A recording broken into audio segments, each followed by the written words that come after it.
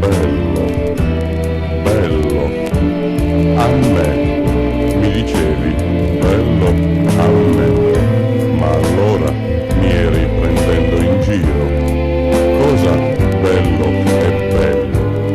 Mi avevano persino vietato di uscire di casa di notte, che facevo spaventare la gente.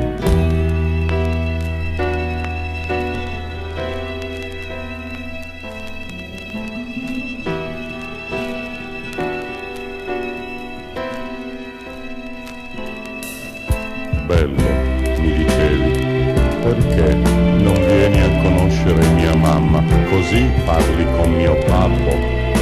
Io sono venuto, tua mamma mi ha visto ed è svenuta. E tu mi dicevi bello, bello, aiutami a prendere la mamma, che la facciamo rinvenire.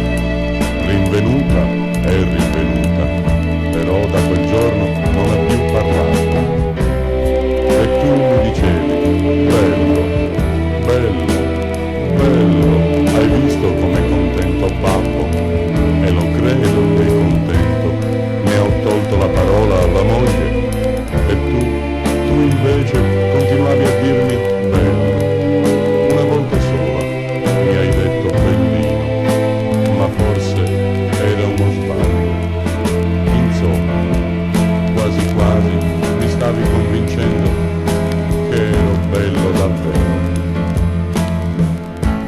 Ma la vita, cara mia, è piena di sorprese. L'altra mattina mi sono guardato allo specchio e ho visto che bello, bello non ero. Allora, perché mi dicevi bello? Mi eri prendendo in giro, mi stavi imposando, mi stavi abbarsando e per forza avevi scoperto che guadagnavo la bellezza di 70.500 lire al mese.